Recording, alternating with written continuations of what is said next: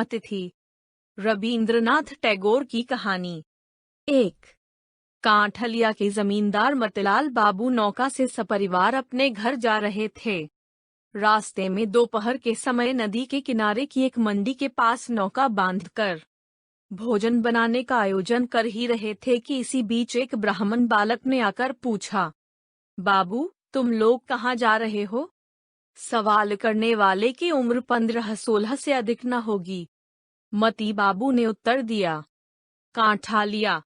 ब्राह्मण बालक ने कहा, मुझे रास्ते में नंदीग्राम उतार देंगे आप? बाबू ने स्वीकृति प्रकट करते हुए पूछा, तुम्हारा क्या नाम है? ब्राह्मण बालक ने कहा, मेरा नाम तारापद है। गौरवर्ण बालक देखने में बड़ा सुंदर था। उसकी बड़ी बड़ी आंखों और मुस्कुराते हुए ओष्ठाधरों पर सुललित सौकुमार्य झलक रहा था। वस्त्र के नाम पर उसके पास एक मैली धोती थी। उघड़ी हुई देह में किसी प्रकार का बाहुल्य न था, मानो किसी शिल्पी ने बड़े यत्न से निर्दोष सुडौल रूप में गढ़ा हो, मानो वह पूर्वजन्म में तापस बालक रहा हो और निर्मल तपस्या के प्रभाव से उसकी देह का बहुत सा अतिरिक्त भाग क्षय होकर एक सामर्जित ब्राह्मण्य श्री पर स्फुट हो उठी हो। मतिलाल बाबू ने बड़े स्नेह से उससे कहा, बेटा, स्नान कराओ, भोजनादि यही होगा। तारापद बोला, ठहरिए, और वह तत्क्षण निस्संकोच भोजन के आयोजन में सहयोग देने लगा। मतिलाल बाबू का नौकर गैर बंगाली था, मछली आदि काटने में वह इतना निपुण नहीं था। तारापद ने उसका काम स्वयं लेकर थोड़े ही समय में अच्छी तरह से संपन्न कर दिया, और जो एक तरकारी भी बड़ी थोड़े ही समय में अच्छी तरह से संपन्न कर दिया, और दो एक तरकारी भी बड़ी कुशलता से तैयार कर दी। भोजन बनाने का कार्य समाप्त होने पर तारापद ने नदी में स्नान करके पोटली खोली और एक सफेद वस्त्र धारण किया। काठ की एक छोटी सी कंघी लेकर सिर के बड़े बड़े बाल माथे पर से हटाकर गर्दन पर डाल लिए और स्वच्छ जनेऊ का धागा छाती पर लटकाकर नौका पर बैठे मती बाबू के पास जा पहुंचा। मती बाबू उसे नौका के भीतर ले गए। वहां मती बाबू की स्त्री और उनकी 9 वर्षीय कन्या बैठी थी। मती बाबू की स्त्री अन्नपूर्णा इस सुंदर बालक को देखकर स्नेह से उच्छ्वसित हो उठी, मन ही मन कह उठी, आहा, किसका बच्चा है? कहाँ से आया है? इसकी माँ इसे छोड़कर किस प्रकार जीती होगी? यथासमय मती बाबू और इस लड़के के लिए पास पास 2 आसन डाले गए। लड़का ऐसा भोजन प्रेमी न था। अन्नपूर्णा ने उसका अल्पाहार देखकर मन में सोचा कि लजा रहा है। उससे यह वह खाने को बहुत अनुरोध करने लगी, किंतु जब वह भोजन से निवृत्त हो गया तो उसने कोई भी अनुरोध न माना। देखा गया, लड़का हर काम अपनी इच्छा के अनुसार करता, लेकिन ऐसे सहज भाव से करता कि उसमें किसी भी प्रकार की जिद या हठ का आभास न मिलता। उसके व्यवहार में लज्जा के लक्षण लेश मात्र भी दिखाई नहीं पड़े। सबके भोजनादि के बाद अन्नपूर्णा उसको पास बिठाकर प्रश्नों द्वारा उसका इतिहास जानने में प्रवृत्त हुई। कुछ भी विस्तृत विवरण संग्रह नहीं हो सका। बस इतनी सी बात जानी जा सकी कि लड़का 7-8 बरस की उम्र में ही स्वेच्छा से घर छोड़कर भाग आया है। अन्नपूर्णा ने प्रश्न किया, तुम्हारी माँ नहीं है? तारापद ने कहा, हैं। अन्नपूर्णा ने पूछा, वे तुम्हें प्यार नहीं करती? इसे अत्यंत विचित्र प्रश्न समझकर हंसते हुए तारापद ने कहा, प्यार क्यों नहीं करेंगी? अन्नपूर्णा ने प्रश्न किया, तो फिर तुम उन्हें छोड़कर क्यों आए? तारापद बोला, उनके और भी 4 लड़के और 3 लड़कियां हैं। बालक के इस विचित्र उत्तर से व्यथित होकर अन्नपूर्णा ने कहा, ओ माँ, यह कैसी बात है? 5 अंगुलियां हैं, तो क्या 1 अंगुली त्यागी जा सकती है? तारापद की उम्र कम थी, उसका इतिहास भी उसी अनुपात में संक्षिप्त था, किंतु लड़का बिल्कुल साधारण था। वह अपने माता पिता का चौथा पुत्र था, शैशव में ही पितृहीन हो गया था।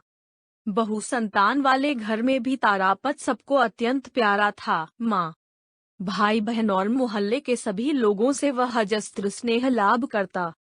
यहाँ तक कि गुरुजी भी उसे नहीं मारते थे, मारते तो भी बालक के अपने पराये सभी उससे वेदना का अनुभव करते। ऐसी अवस्था में उसका घर छोड़ने का कोई कारण नहीं था। जो उपेक्षित रोगी लड़का हमेशा चोरी करके पेड़ों से फल और गृहस्थों से उसका चौगुना प्रतिफल पाता घूमता फिरता, वह भी अपनी परिचित ग्राम सीमा के भीतर अपनी कष्ट देने वाली माँ के पास पड़ा रहा, और समस्त ग्राम का दुलारा यह लड़का एक बाहरी यात्रा दल में शामिल होकर निर्ममता से ग्राम छोड़कर भाग खड़ा हुआ। सब लोग उसका पता लगाकर उसे गांव लौटा लाए। उसकी माँ ने उसे छाती से लगाकर आंसुओं से आर्द्र कर दिया। उसकी बहनें रोने लगीं। उसके बड़े भाई ने पुरुष अभिभावक का कठिन कर्तव्य पालन करने के उद्देश्य से उस पर मृदु भाव से शासन करने का यत्न करके अंत में अनुतप्त चित्त से खूब प्रश्रय और पुरस्कार दिया। मोहल्ले की लड़कियों ने उसको घर घर बुलाकर खूब प्यार किया और नाना प्रलोभनों से उसे वश में करने की चेष्टा की, किंतु बंधन, यही नहीं स्नेह का बंधन भी उसे सहन नहीं हुआ। उसके जन्म नक्षत्र ने उसे गृहहीन कर रखा था। वह जब भी देखता कि नदी में कोई विदेशी नौका अपनी रस्सी घिसटाती जा रही है, गांव के विशाल पीपल के वृक्ष के तले किसी दूर देश के किसी सन्यासी ने आश्रय लिया है, अथवा बंजारे नदी के किनारे ढालू मैदान में छोटी छोटी चटाइयां बांधकर खपच्चियां छीलकर टोकरियां बनाने में लगे हैं, तब अज्ञात बाह्य पृथ्वी को स्नेहहीन स्वाधीनता के लिए उसका मन बेचैन हो उठता। लगातार 2-3 बार भागने के बाद उसके कुटुंबियों और गांव के लोगों ने उसकी आशा छोड़ दी। पहले उसने एक यात्रा दल का साथ पकड़ा। जब अधिकारी उसको पुत्र के समान स्नेह करने लगे और जब वह दल के छोटे बड़े सभी का प्रिय पात्र हो गया, यही नहीं, जिस घर में यात्रा होती उस घर के मालिक, विशेषकर घर का महिला वर्ग, जब विशेष रूप से उसे बुलाकर उसका आदर मान करने लगा, तब एक दिन किसी से बिना कुछ कहे वह भटककर कहाँ चला गया, इसका फिर कोई पता न चल सका। तारापद हरिन के छौने के समान बंधन भीरू था और हरिन के ही समान संगीत प्रेमी भी। यात्रा के संगीत ने ही उसे पहले घर से विरक्त किया था। संगीत का स्वर उसकी समस्त धमनियों में कंपन पैदा कर देता और संगीत की ताल पर उसके सर्वांग में आंदोलन उपस्थित हो जाता। जब वह बिल्कुल बच्चा था तब भी वह संगीत सभाओं में जिस प्रकार संयत गंभीर प्रौढ़ भाव से आत्मविस्मृत होकर बैठा बैठा झूमने लगता, उसे देखकर प्रवीण लोगों के लिए हंसी संवरण करना कठिन हो जाता। केवल संगीत ही क्यों, वृक्षों के घने पत्तों के ऊपर जब श्रावण की वृष्टि धारा पड़ती, आकाश में मेघ गरजते, पवन अरण्य में मातृहीन दैत्य शिशु की भांति क्रंदन करता रहता, तब उसका चित्त मानो उच्छृंखल हो उठता। निस्तब्ध दोपहरी में आकाश से बड़ी दूर से आती चील की पुकार, वर्षा ऋतु की संध्या में मेढकों का कलरव, गहन रात में श्रृगालों की चीत्कार ध्वनि सभी उसको अधीर कर देते। संगीत के इस मोह से आकृष्ट होकर वह शीघ्र ही एक पांचाली जल लोकगीत गायकों का दल में भर्ती हो गया। मंडली का अध्यक्ष उसे बड़े यत्न से गाना सिखाने और पांचाली कंठस्थ कराने में प्रवृत्त हुआ और उसे अपने वृक्ष पिंजर के पक्षी की भांति प्रिय समझकर स्नेह करने लगा। पक्षी ने थोड़ा बहुत गाना सीखा और एक दिन तड़के उड़कर चला गया। अंतिम बार वह कलाबाजी दिखाने वालों के दल में शामिल हुआ। ज्येष्ठ के अंतिम दिनों से लेकर आषाढ़ के समाप्त होने तक इस अंचल में जगह जगह क्रमानुसार समवेत रूप से अनुष्ठित मेले लगते। उनके उपलक्ष्य में यात्रा वालों के 2-3 दल पांचाली गायक, कवि, नर्तकियां एवं अनेक प्रकार की दुकानें छोटी छोटी नदियों उपनदियों के रास्ते नौकाओं द्वारा एक मेले के समाप्त होने पर दूसरे मेले में घूमती रहती। पिछले वर्ष से कलकत्ता की एक छोटी कलाबाज मंडली इस पर्यटनशील मेले के मनोरंजन में योग दे रही थी। तारापद ने पहले तो नौकारूढ़ दुकानदारों के साथ मिलकर पान की गिलौरियां बेचने का भार लिया। बाद में अपने स्वाभाविक कौतूहल के कारण कलाबाज दल के अद्भुत व्यायाम नैपुण्य से आकृष्ट होकर उसमें प्रवेश किया। तारापद ने अपने आप अभ्यास करके अच्छी तरह वंशी बजाना सीख लिया था। करतब दिखाने के समय वह द्रुत ताल पर लखनवी ठुमरी के सुर में वंशी बजाता। यही उसका एकमात्र काम था। उसका आखिरी पलायन इसी दल से हुआ था। उसने सुना था कि नंदीग्राम के जमींदार बाबू बड़ी धूमधाम से एक शौकिया यात्रा दल बना रहे हैं। अतः वह अपनी छोटी सी पोटली लेकर नंदीग्राम की यात्रा की तैयारी कर रहा था। इसी समय उसकी भेंट मती बाबू से हो गई।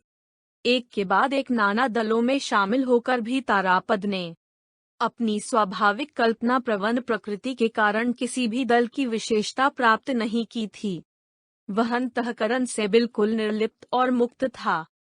संसार में उसने हमेशा से कई बेहूदी बातें सुनी और अनेक अशोभन दृश्य देखे, किंतु उन्हें उसके मन में संचित होने का रत्ती भर अवकाश न मिला। उस लड़के का ध्यान किसी और था ही नहीं, अन्यान्य बंधनों की भांति किसी प्रकार का अभ्यास बंधन भी उसके मन को बाध्य न कर सका। वह उस संसार में पंकिल जल के ऊपर शुभ पक्ष राजहंस की भांति तैरता फिरता। कौतूहलवश भी वह जितनी बार डुबकी लगाता, उसके पंख न तो भीग पाते थे न मलिन हो पाते थे। इसी कारण इस गृह त्यागी लड़के के मुख पर एक शुभ स्वाभाविक तारुण्य अम्लान भाव से झलकता रहता। उसकी यही मुखश्री देखकर प्रवीण दुनियादार मतिलाल बाबू ने बिना कुछ पूछे, बिना संदेह किए बड़े प्यार से उसका आह्वान किया था। 2 भोजन समाप्त होने पर नौका चल पड़ी। अन्नपूर्णा बड़े स्नेह से ब्राह्मण बालक से उसके घर की बातें, उसके स्वजन कुटुंबियों का समाचार पूछने लगीं। तारापद ने अत्यंत संक्षेप में उनका उत्तर देकर बाहर आकर परित्राण पाया। बाहर परिपूर्णता की अंतिम सीमा तक भरकर वर्षा नदी ने अपने आत्म विस्मृत उद्दाम चांचल्य से प्रकृति माता को मानो उद्विग्न कर दिया था। मेघमुक्त धूप में नदी किनारे की अर्धनिमग्न काष्ठऋण श्रेणी एवं उसके ऊपर सरस सघन ईख के खेत और उससे भी परवर्ती प्रदेश में दूर दिंगत चुंबित नीलांजन वर्ग वनरेखा, सभी कुछ मानो किसी काल्पनिक कथा की सोने की छड़ी। प्रसिद्ध लोक कथा है कि एक राजकुमार ने सोने की छड़ी छुआकर सोई हुई राजकुमारी को जगा दिया था। चांदी की छड़ी छुआने से वह सो जाती थी। सोने की छड़ी प्रेम जागृत अवस्था का प्रतीक है। डंडा के स्पर्श से सद्य जागृत नवीन सौंदर्य की भांति नीरव नीलाकाश की मुग्ध दृष्टि के सम्मुख पर स्फुटित हो उठा हो, सभी कुछ मानो सजीव स्पंदित प्रगल्भ प्रकाश में उद्भासित, नवीनता से मसृण और प्राचुर्य से परिपूर्ण हो। तारापद ने नौका की छत पर पाल की छाया में जाकर आश्रय लिया। ढालू हरा मैदान, पानी से भरे पाट के खेत, गहन श्याम लहराते हुए आमन, हेमंतकालीन धान घाट से गांव की ओर जाने वाले सकरे रास्ते, सघन वन वेष्टित छायामय गांव, एक के बाद एक उसकी आंखों के सामने से निकलने लगे। जल, स्थल, आकाश, चारों ओर की यह गतिशीलता, सजीवता, मुखरता, आकाश पृथ्वी की यह व्यापकता और वैचित्र्य एवं निर्लिप्त सुदूरता, यह अत्यंत विस्तृत, चिरस्थायी, निर्निमेष, नीरव, वाक्य विहीन विश्व तरुण बालक के परमात्मीय थे। पर फिर भी वह इस चंचल मानव को क्षण भर के लिए भी स्नेह बाहुओं में बांध रखने की कोशिश नहीं करता था। नदी के किनारे बछड़े पूंछ उठाए दौड़ रहे थे। गांव का टट्टू घोड़ा रस्सी से बंधे अपने अगले पैरों के बल कूदता हुआ घास चरता फिर रहा था। मछरंग पक्षी मछुआरों के जाल बांधने के बांस के डंडे से बड़े वेग से पानी में झप से कूदकर मछली पकड़ रहा था। लड़के पानी में खेल रहे थे। लड़कियां उच्च स्वर से हंसती हुई, बातें करती हुई छाती तक गहरे पानी में अपना वस्त्रांचल फैलाकर दोनों हाथों से उसे धो रही थीं। आंचल कमर में खून से मछुआरे डलिया लेकर मछुआरों से मछली खरीद रही थीं। इस सब को वह चिरनूतन अश्रांत कौतूहल से बैठा देखता था। उसकी दृष्टि की पिपासा किसी भी तरह निवृत्त नहीं होती थी। नौका की छत पर जाकर तारापद ने धीरे धीरे खिबैया माझियों से बातचीत छेड़ दी। बीच बीच में आवश्यकतानुसार वह मल्लाहों के हाथ से लग्गी लेकर खुद ही ठेलने लग जाता।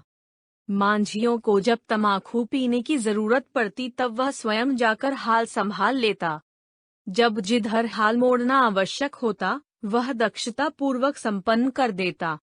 संध्या होने के कुछ पूर्व अन्नपूर्णा ने तारापद को बुलाकर पूछा, रात में तुम क्या खाते हो? तारापद बोला, जो मिल जाता है वही खा लेता हूँ, रोज खाता भी नहीं। इस सुंदर ब्राह्मण बालक की आतिथ्य ग्रहण करने की उदासीनता अन्नपूर्णा को थोड़ी कष्टकर प्रतीत हुई। उनकी बड़ी इच्छा थी कि खिला पिलाकर, पहना ओढ़ाकर इस गृहच्युत यात्री बालक को संतुष्ट करें, किंतु किससे वह संतुष्ट होगा, यह वह नहीं जान सकी। नौकरों को बुलाकर गांव से दूध मिठाई आदि खरीद मंगाने में अन्नपूर्णा ने धूमधाम मचा दी। तारापद ने पेट भर भोजन तो किया, किंतु दूध नहीं पिया। मौन स्वभाव मतिलाल बाबू तक ने उससे दूध पीने का अनुरोध किया। उसने संक्षेप में कहा, मुझे अच्छा नहीं लगता। नदी पर 2-3 दिन बीत गए। तारापद ने भोजन बनाने, सौदा खरीदने से लेकर नौका चलाने तक सब कामों में स्वेच्छा और तत्परता से योग दिया। जो भी दृश्य उसकी आंखों के सामने आता, उसी ओर तारापद की कौतूहलपूर्ण दृष्टि दौड़ जाती। जो भी काम उसके हाथ लग जाता, उसी की ओर वह अपने आप आकर्षित हो जाता।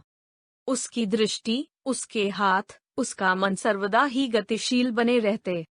इसी कारण वह इस नित्य चलायमान प्रकृति के समान सर्वदा निश्चिंत, उदासीन रहता, किंतु सर्वदा क्रियासक्त भी। यूं तो हर मनुष्य की अपनी एक स्वतंत्र अधिष्ठान भूमि होती है, किंतु तारापद इस अनंत नीलांबरवाही विश्व प्रवाह की एक आनंदोज्ज्वल तरंग था।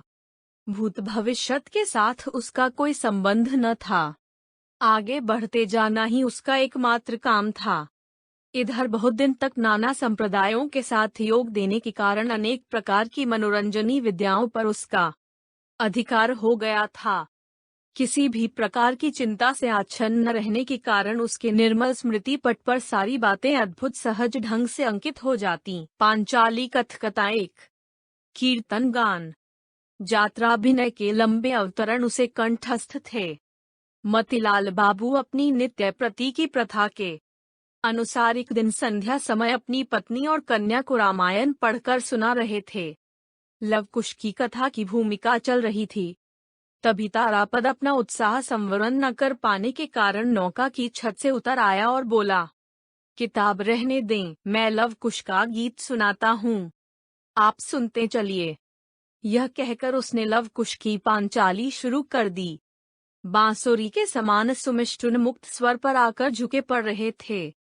उस नदी नीर के संध्याकाश में हास्य, करुणा एवं संगीत का एक अपूर्व रस स्रोत प्रवाहित होने लगा। दोनों निस्तब्ध किनारे कौतूहलपूर्ण हो उठे। पास से जो सारी नौकाएं गुजर रही थीं, उनमें बैठे लोग क्षण भर के लिए उत्कंठित होकर उसी ओर कान लगाए रहे। जब गीत समाप्त हो गया तो सभी ने व्यथित चित्त से लंबी सांस लेकर सोचा, इतनी जल्दी यह क्यों समाप्त हो गया। सजल नैना अन्नपूर्णा की इच्छा हुई कि उस लड़के को गोद में बिठाकर छाती से लगाकर उसका माथा चूम ले। मतिलाल बाबू सोचने लगे, यदि इस लड़के को किसी प्रकार अपने पास रख सकूं तो पुत्र का अभाव पूरा हो जाए। केवल छोटी बालिका चारुषी का अंतःकरण ईर्ष्या और विद्वेष से परिपूर्ण हो उठा। 3. चारुषी अपने माता पिता की इकलौती संतान और उनके स्नेह की एकमात्र अधिकारिणी थी। उसकी धुन और हठ की कोई सीमा न थी। खाने, पहनने, बाल बनाने के संबंध में उसका स्वतंत्र मत था, किंतु उसके मन में तनिक भी स्थिरता नहीं थी। जिस दिन कहीं निमंत्रण होता उस दिन उसकी माँ को भय रहता कि कहीं लड़की साज सिंगार को लेकर कोई असंभव जिद न कर बैठे। यदि दैवात कभी केश बंधन उसके मन के अनुकूल न हुआ तो फिर उस दिन चाहे जितनी बार बाल खोलकर चाहे जितने प्रकार से बांधे जाते, वह किसी तरह संतुष्ट न होती और अंत में रोना धोना मच जाता। हर बात में यही दशा थी। पर कभी कभी जब चित्त प्रसन्न रहता तो उसे किसी भी प्रकार की कोई आपत्ति न होती। उस समय वह प्रचुर मात्रा में स्नेह प्रकट करके अपनी माँ से लिपट कर चूमकर हंसती हुई करते करते उसे एकदम परेशान कर डालती। यह छोटी बालिका एक दुर्भेद्य पहेली थी। यह बालिका अपने दुर्बोध्य हृदय के पूरे वेग का प्रयोग करके मन ही मन विषम ईर्ष्या से तारापद का निरादर करने लगी। माता पिता को भी पूरी तरह से उद्विग्न कर डाला। भोजन के समय रोदनोन्मुखी होकर भोजन के पात्र को ठेलकर फेंक देती। खाना उसको रुचिकर नहीं लगता, नौकरानी को मारती, सभी बातों में अकारण शिकायत करती रहती। जैसे जैसे तारापद की विद्याएं उसका एवं सबका मनोरंजन करने लगीं, वैसे ही वैसे मानो उसका क्रोध बढ़ने लगा। तारापद में कोई गुण है, इसे उसका मन स्वीकार करने से विमुख रहता, और उसका प्रमाण जब प्रबल होने लगा तो उसके असंतोष की मात्रा भी बढ़ गई। तारापद ने जिस दिन लवकुश का गीत सुनाया, उस दिन अन्नपूर्णा ने सोचा, संगीत सेवन के पशु तक वश में आ जाते हैं, आज शायद मेरी लड़की का मन पिघल गया है। उससे पूछा, चारू कैसा लगा? उसने कोई उत्तर दिए बिना बड़े जोर से सिर हिला दिया। भाषा में इस मुद्रा का तर्जुमा करने पर यह रूप होता जरा भी अच्छा नहीं लगा, और न कभी अच्छा लगेगा। चारू के मन में ईर्ष्या का उदय हुआ है, यह समझकर उसकी माँ ने चारू के सामने तारापद के प्रति स्नेह प्रकट करना कम कर दिया। संध्या के बाद जब चारू जल्दी जल्दी खाकर सो जाती, तब अन्नपूर्णा नौका कक्ष के दरवाजे के पास आकर बैठती और मती बाबू और तारापद बाहर बैठते। अन्नपूर्णा के अनुरोध पर तारापद गाना शुरू करता। उसके गाने से जब नदी के किनारे की विश्राम निरता ग्राम श्री संध्या के विपुल अंधकार में मुग्धन स्तब्ध हो जाती, और अन्नपूर्णा का कोमल हृदय स्नेह और सौंदर्य रस से छलकने लग जाता, तब सहसा चारू बिछौने से उठकर तेजी से आकर सरोष रोती हुई कहती, माँ, तुमने यह क्या शोर मचा रखा है? मुझे नींद नहीं आती। माता पिता उसको अकेला सुलाकर तारापद को घेर कर संगीत का आनंद ले रहे हैं। यह उसे एकदम असह्य हो उठता। इस दीप्त कृष्णनयना बालिका की स्वाभाविक उग्रता तारापद को बड़ी मनोरंजक प्रतीत होती। उसने इसे कहानी सुनाकर, गाना गाकर, वंशी बजाकर वश में करने की बहुत चेष्टा की, किंतु किसी भी प्रकार सफल नहीं हुआ। केवल जब मध्याह्न में तारापद नदी में स्नान करने उतरता, परिपूर्ण जल राशि में अपनी गौरवर्ण सरल कमनीय देह को तैरने की अनेक प्रकार की क्रीड़ाओं में संचालित करता, तरुण जल देवता के समान शोभा पाता, तब बालिका का कौतूहल आकर्षित हुए बिना न रहता। वह इसी समय की प्रतीक्षा करती रहती, किंतु आंतरिक इच्छा का किसी को भी पता न चलने देती। और यह शिक्षा अपटू अभिनेत्री ध्यानपूर्वक ऊनी गुल्लू बंद बुनने का अभ्यास करती हुई बीच बीच में मानो अत्यंत उपेक्षा भरी दृष्टि से तारापद की संतरण लीला देखा करती। 4.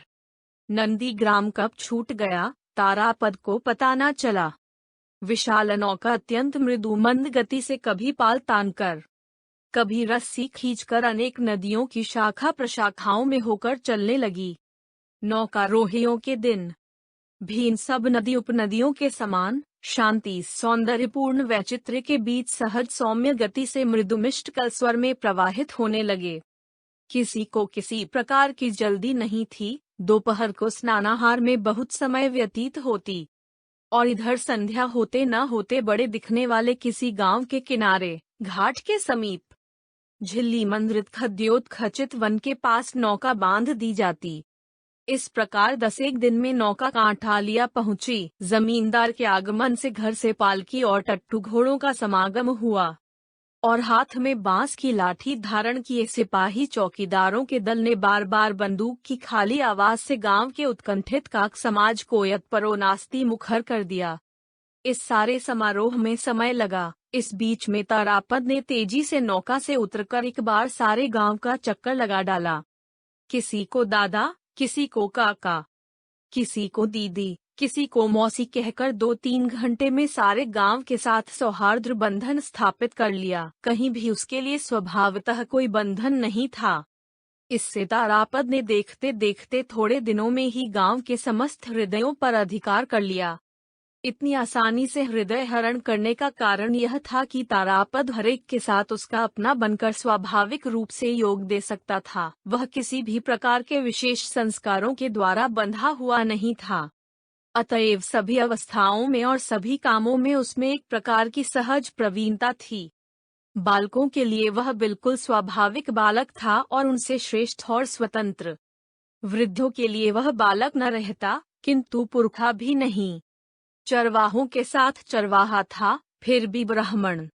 हर एक के हर काम में वह चिरकाल के सहयोगी के समान अभ्यस्त भाव से हस्तक्षेप करता। हलवाई की दुकान पर बैठकर साल के पत्ते से संदेश पर बैठी मक्खियां उड़ाने लग जाता। मिठाइयां बनाने में भी पक्का था, करघे का मर्म भी उसे थोड़ा बहुत मालूम था, कुम्हार का चाक चलाना भी उसके लिए बिल्कुल नया नहीं था। तारापद ने सारे गांव को वश में कर लिया, बस केवल ग्रामवासिनी बालिका की ईर्ष्या वह अभी तक नहीं जीत पाया था। यह बालिका उग्र भाव से उसके बहुत दूर निर्वासन की कामना करती थी। यही जानकर शायद तारापद इस गांव में इतने दिन आबद्ध बना रहा। किंतु बालिकावस्था में भी नारी के अंतर रहस्य का भेद जानना बहुत कठिन है। चारुषी ने इसका प्रमाण दिया। ब्राह्मण पुरोहिताइन की कन्या सोनामनी 5 वर्ष की अवस्था में विधवा हो गई थी। वह चारू की समवयस्का सहेली थी। अस्वस्थ होने के कारण वह घर लौटी सहेली से कुछ दिनों तक भेंट न कर सकी। स्वस्थ होकर जिस दिन भेंट करने आई उस दिन प्रायः अकारण ही दोनों सहेलियों में कुछ मनोमालिन्य की नौबत आ गई। चारू ने अत्यंत विस्तार से बात आरंभ की थी। उसने सोचा था कि तारापद नामक अपने नवार्जित परम रत्न को जुटाने की बात का विस्तार पूर्वक वर्णन करके वह अपनी सहेली के कौतूहल एवं विस्मय को सप्तम पर चढ़ा देगी। किंतु जब उसने सुना कि तारापद सोनामनी उसको भाई कहकर पुकारती है, जब उसने सुना कि तारापद ने केवल बांसुरी पर कीर्तन का सुर बजाकर माता और पुत्री का मनोरंजन ही नहीं किया है, सोनामणि के अनुरोध से उसके लिए अपने हाथों से बांस की एक बांसुरी भी बना दी है, न जाने कितने दिनों से वह उसे ऊंची डाल से फल और कंटक शाखा से फूल तोड़कर देता रहा है, तब चारू के अंतःकरण को मानो तप्तशूल बेधने लगा। चार समझती थी कि तारापद विशेष रूप से उन्हीं का तारापद था, अत्यंत गुप्त रूप में संरक्षणीय। अन्य साधारण जन केवल उसका थोड़ा बहुत आभास मात्र पाएंगे, फिर भी किसी भी तरह उसका सामीप्य न पा सकेंगे। दूर से ही उसके रूप गुण पर मुग्ध होंगे और चारुषी को धन्यवाद देते रहेंगे। यही अद्भुत दुर्लभ दैवलब्ध ब्राह्मण बालक सोनामनी के लिए सहजहम्य क्यों हुआ? हम यदि उसे इतना यत्न करके न लाते, इतने यत्न से न रखते तो सोनामनी आदि उसका दर्शन कहाँ से पाती? सोनामनी का भैया शब्द सुनते ही उसके शरीर में आग लग गई। चारू जिस तारापद को मन ही मन विद्वेष बाणों से जर्जर करने की चेष्टा करती रही है, उसी के एकाधिकार को लेकर इतना प्रबल उद्वेग क्यों? किसकी सामर्थ्य है जो यह समझे? उसी दिन किसी अन्य तुच्छ बात के सहारे सोनामनी के साथ चारू की गहरी कुट्टी हो गई और वह तारापद के कमरे में जाकर उसकी प्रिय वंशी लेकर उस पर कूद कूद कर उसे कुचलती हुई निर्दयता पूर्वक तोड़ने लगी। चारू जब प्रचंड रोष में इस वंशी ध्वंस कार्य में व्यस्त थी, तभी तारापद ने कमरे में प्रवेश किया। बालिका की यह प्रलय मूर्ति देखकर उसे आश्चर्य हुआ। बोला, चारू, मेरी वंशी क्यों तोड़ रही हो? चारू रक्त नेत्रों और लाल मुख से, ठीक कर रही हूँ, अच्छा कर रही हूँ, कहकर टूटी हुई वंशी को और 2-4 अनावश्यक लातें मारकर उच्छ्वसित कंठ से रोती हुई कमरे से बाहर चली गई। तारापद ने वंशी उठाकर उलट पलट कर देखी, उसमें अब कोई दम नहीं था। अकारण ही अपनी पुरानी वंशी की यह आकस्मिक दुर्गति देखकर वह अपनी हंसी न रोक सका। चारुषी दिनों-दिन उसके परम कौतूहल का विषय बनती जा रही थी। उसके कौतूहल का एक और क्षेत्र था, मतीलाल बाबू की लाइब्रेरी में तस्वीरों वाली अंग्रेजी की किताबें। बाहरी जगत से उसका यथेष्ट परिचय हो गया था, किंतु तस्वीरों के इस जगत में वह किसी प्रकार भी अच्छी तरह प्रवेश नहीं कर पाता था। कल्पना द्वारा वह अपने मन में बहुत कुछ जमा लेता, किंतु उससे उसका मन किसी प्रकार तृप्त न होता। तस्वीरों की पुस्तकों के प्रति तारापद का यह आग्रह देखकर एक दिन मतीलाल बाबू बोले, अंग्रेजी सीखोगे? तब तुम इन सारी तस्वीरों का अर्थ समझ लोगे। तारापद ने तुरंत कहा, सीखूंगा। मती बाबू बड़े खुश हुए। उन्होंने गांव के एंट्रेंस स्कूल के हेडमास्टर रामरतन बाबू की प्रतिदिन संध्या समय इस लड़के को अंग्रेजी पढ़ाने के लिए नियुक्त कर दिया। 5 तारापद अपनी प्रखर स्मरण शक्ति एवं अखंड मनोयोग के साथ अंग्रेजी शिक्षा में प्रवृत्त हुआ। मानो वह किसी नवीन दुर्गम राज्य में भ्रमण करने निकला हो। उसने पुराने जगत के साथ कोई संपर्क न रखा, मोहल्ले के लोग अब उसे न देख पाते। जब वह संध्या के पहले निर्जन नदी तट पर तेजी से टहलते पाठ कंठस्थ करता, तब उसका उपासक बालक संप्रदाय दूर से खिन्नचित्त होकर संभ्रमपूर्वक उसका निरीक्षण करता, उसके पाठ में बाधा डालने का साहस न कर पाता। चारू भी आजकल उसे बहुत नहीं देख पाती थी।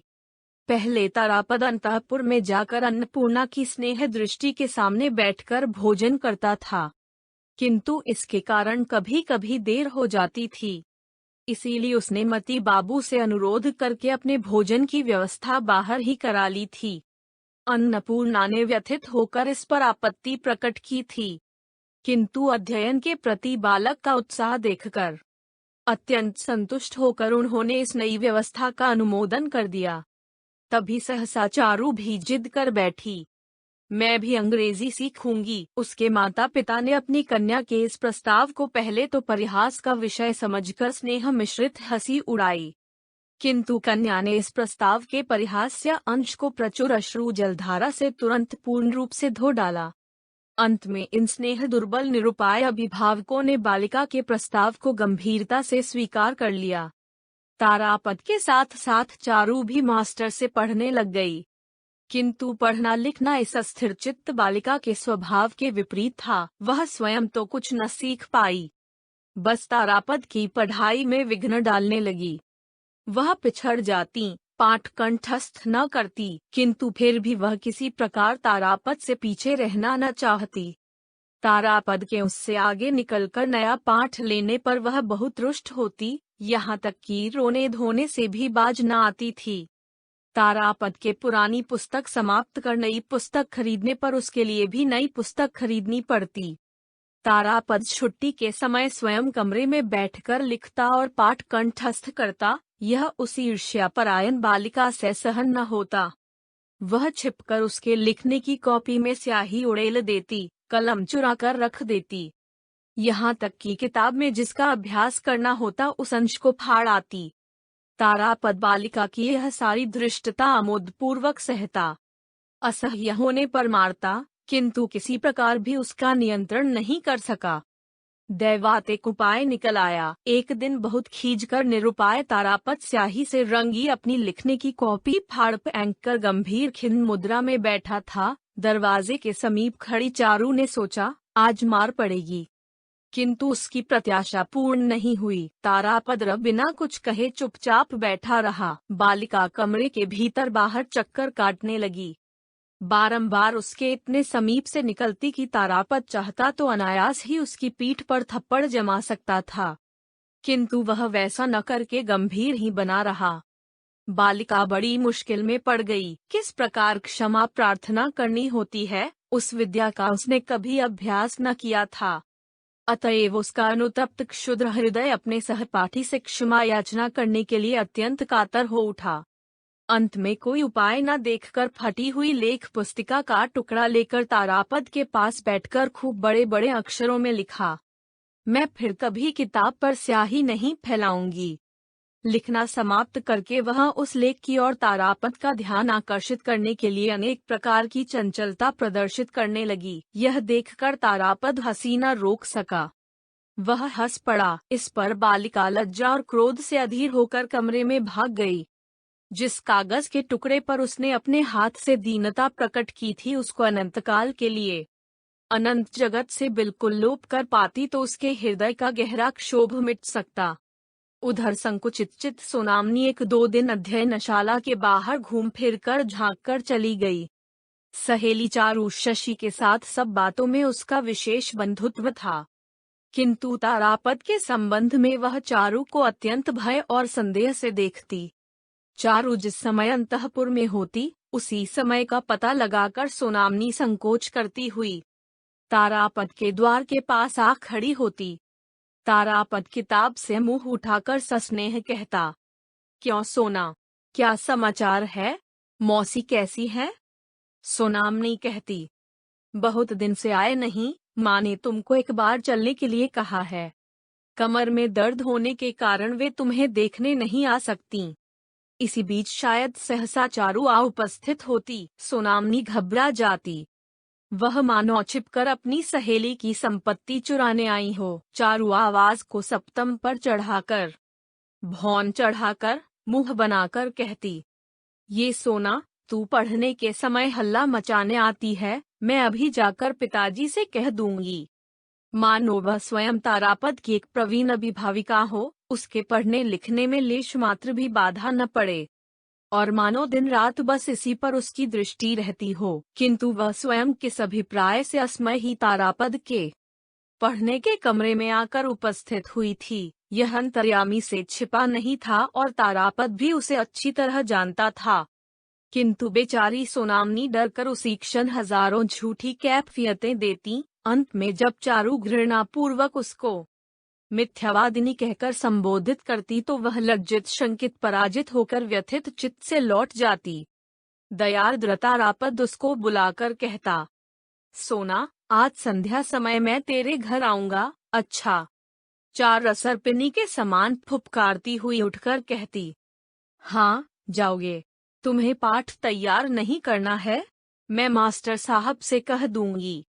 चारू की इस धमकी से न डरकर तारापद 1-2 दिन संध्या के समय पुरोहित जी के घर गया था। तीसरी या चौथी बार चारू ने कोरी धमकी न देकर धीरे धीरे एक बार बाहर से तारापद के कमरे के दरवाजे की सांकल चढ़ाकर माँ के मसाले के बक्स का ताला लाकर लगा दिया। सारी संध्या तारापद को इसी बंदी अवस्था में रखकर भोजन के समय द्वार खोला। गुस्से के कारण तारापद कुछ बोला नहीं और बिना खाए चले जाने की तैयारी करने लगा। उस समय अनुतप्त व्याकुल बालिका हाथ जोड़कर विनयपूर्वक बारंबार कहने लगी, तुम्हारे पैरों पड़ती हूँ, फिर ऐसा नहीं करूँगी। तुम्हारे पैरों पड़ती हूँ, तुम खाकर जाना। उससे भी जब तारापद वश में न आया तो वह अधीर होकर रोने लगी। संकट में पड़कर तारापद लौटकर भोजन करने बैठ गया। चारू ने कितनी बार अकेले में प्रतिज्ञा की कि वह तारापद के साथ सद्व्यवहार करेगी, फिर कभी उसे एक क्षण के लिए भी परेशान न करेगी। किंतु सोनामनी आदि अन्य 5 जनों के बीचा पड़ते ही न जाने कब कैसे उसका मिजाज बिगड़ जाता और वह किसी भी प्रकार आत्म नियंत्रण न कर पाती। कुछ दिन जब ऊपर ऊपर से वह भलमनसाहत बरतती तब किसी आगामी उत्कट विप्लव के लिए तारापद सतर्कता पूर्वक प्रस्तुत हो जाता। आक्रमण, हठात तूफान, तूफान के बाद प्रचुर अश्रुवारी वर्षा, उसके बाद प्रसन्न स्निग्ध शांति। 6 इस तरह लगभग 2 वर्ष बीत गए। इतने लंबे समय तक तारापद कभी किसी के पास बंध कर नहीं रहा। शायद पढ़ने लिखने में उसका मन एक अपूर्व आकर्षण में बंध गया था। लगता है वयोवृद्धि के साथ उसकी प्रकृति में भी परिवर्तन आरंभ हो गया था और स्थिर बैठे रहकर संसार के सुख स्वच्छंदता का भोग करने की ओर उसका मन लग रहा था। कदाचित उसकी सहपाठिनी बालिका का स्वाभाविक दौरात्म्य चंचल सौंदर्य लक्षित भाव से उसके हृदय पर बंधन फैला रहा था। इधर चारू की अवस्था 11 पार कर गई। मती बाबू ने खोजकर अपनी पुत्री के विवाह के लिए 2-3 अच्छे रिश्ते जुटाए। कन्या की अवस्था विवाह के योग्य हुई। जानकर मती बाबू ने उसका अंग्रेजी पढ़ना और बाहर निकलना बंद कर दिया। इस आकस्मिक अवरोध पर घर के भीतर चारू ने भारी आंदोलन उपस्थित कर दिया। तब अन्नपूर्णा ने एक दिन मती बाबू को बुलाकर कहा, पात्र के लिए तुम इतनी खोज क्यों करते फिर रहे हो? तारापद लड़का तो अच्छा है और तुम्हारी लड़की भी उसको पसंद है। सुनकर मती बाबू ने बड़ा विस्मय प्रकट किया। कहा, भला यह कभी हो सकता है? तारापद का कुलशील कुछ भी तो ज्ञात नहीं है। मैं अपनी इकलौती लड़की को किसी अच्छे घर में देना चाहता हूँ। एक दिन राय डांगा के बाबुओं के घर से लोग लड़की देखने आए। वस्त्राभूषण पहनाकर चारू को बाहर लाने की चेष्टा की गई। वह सोने के कमरे का द्वार बंद करके बैठ गई। किसी प्रकार भी बाहर न निकली। मती बाबू ने कमरे के बाहर से बहुत अनुनय विनय की, बहुत फटकारा, किसी प्रकार भी कोई परिणाम न निकला। अंत में बाहर आकर राय डांगा के दूतों से बहाना बनाकर कहना पड़ा कि एकाएक कन्या बहुत बीमार हो गई है। आज दिखाई की रस्म नहीं हो सकेगी। उन्होंने सोचा लड़की में शायद कोई दोष है, इसी से इस चतुराई का सहारा लिया गया है। तब मती बाबू विचार करने लगे, तारापद लड़का देखने सुनने में सब तरह से अच्छा है, उसको मैं घर ही में रख सकूंगा। ऐसा होने से अपनी एकमात्र लड़की को पराए घर नहीं भेजना पड़ेगा। यह भी सोचा कि उनकी अशांत बाध्य लड़की का दुरांतपना उनकी स्नेहपूर्ण आंखों को कितना ही क्षम्य प्रतीत हो, ससुराल वाले सहन नहीं करेंगे। फिर पति पत्नी ने सोच विचार कर तारापद के घर उसके कुल का हाल चाल जानने के लिए आदमी भेजा। समाचार आया कि वंश तो अच्छा है, किंतु दरिद्र है। तब मती बाबू ने लड़के की मां एवं भाई के पास विवाह का प्रस्ताव भेजा। उन्होंने आनंद से उच्छ्वासित होकर सम्मति देने में मुहूर्त भर की भी देर न की। कांठालिया के मती बाबू और अन्नपूर्णा विवाह के मुहूर्त के बारे में विचार करने लगे, किंतु स्वाभाविक गोपनीयता प्रिय सावधान मती बाबू ने बात को गोपनीय रखा। चारों को बंद न रखा जा सका। वह बीच बीच में बर्गी, प्राचीन मराठा अश्वारोही लुटेरों का सैन्य दल के हंगामे के समान तारापद के पढ़ने के कमरे में जा पहुंचती। कभी रोष, कभी प्रेम, कभी विराग के द्वारा उसके अध्ययन क्रम की निभृत शांति को अकस्मात तरंगित कर देती। उससे आजकल इस निर्लिप्त मुक्त स्वभाव से ब्राह्मण के मन में बीच बीच में कुछ समय के लिए विद्युत स्पंदन के समान एक अपूर्व चांचल्य का संचार हो जाता। जिस व्यक्ति का हल्का चित्त सर्वदा अक्षुण्ण व्याहत भाव से काल स्रोत की तरंग शिखरी पर उतराकर सामने बह जाता, वह आजकल प्रायः अन्यमनस्क होकर विचित्र दिवा स्वप्न के जाल में उलझ जाता। वह प्रायः पढ़ना लिखना छोड़कर मती बाबू की लाइब्रेरी में प्रवेश करके तस्वीरों वाली पुस्तकों के पन्ने पलटता रहता। उन तस्वीरों के मिश्रण से जिस कल्पना लोक की रचना होती, वह पहले की अपेक्षा बहुत स्वतंत्र और अधिक रंगीन था।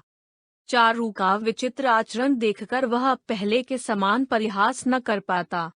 ऊधम करने पर उसको मारने की बात मन में उदय भी न होती। अपने में यह गूढ़ परिवर्तन, यह आबद्ध आसक्त भाव से अपने निकट एक नूतन स्वप्न के समान लगने लगा। श्रावण में विवाह का शुभ दिन निश्चित करके मती बाबू ने तारापद की मां और भाइयों को बुलावा भेजा। तारापद को यह नहीं बताया। कलकत्ता के फौजी बैंड को पेशगी देने के लिए मुख्तार को आदेश दिया और सामान की सूची भेज दी। आकाश में वर्षा के नए बादल आ गए। गांव की नदी इतने दिन तक सूखी पड़ी थी, बीच बीच में केवल किसी किसी गड्ढे में ही पानी भरा रहता था। छोटी छोटी नौकाएं उस पंकिल जल में डूबी पड़ी थीं और नदी की सूखी धार में बैलगाड़ियों के आवागमन से गहरी लीकें खुद गई थीं। ऐसे समय एक दिन पिता के घर से लौटी पार्वती के समान न जाने कहां से द्रुतगामिनी जलधारा कल हास्य करती हुई गांव के शून्य वक्ष पर उपस्थित हुई। नंगे बालक बालिकाएं किनारे आकर ऊंचे स्वर के साथ नृत्य करने लगे, मानो वे अतृप्त आनंद से बारंबार जल में कूद कूद कर नदी को आलिंगन कर पकड़ने लगे हों। कुटी में निवास करने वाली अपनी परिचित प्रिय संगिनी को देखने के लिए बाहर निकल आईं। शुष्क निर्जीव ग्राम में न जाने कहां से आकर एक प्रबल विपुल प्राण हिल्लोल ने प्रवेश किया। देश विदेश से छोटी बड़ी लदी हुई नौकाएं आने लगीं। बाजार का घाट संध्या समय विदेशी मल्लाहों के संगीत से ध्वनित हो उठा। दोनों किनारे के गांव पूरे वर्ष अपने निभृत कोने में अपनी साधारण गृहस्थी लिए एकाकी दिन बिताते हैं।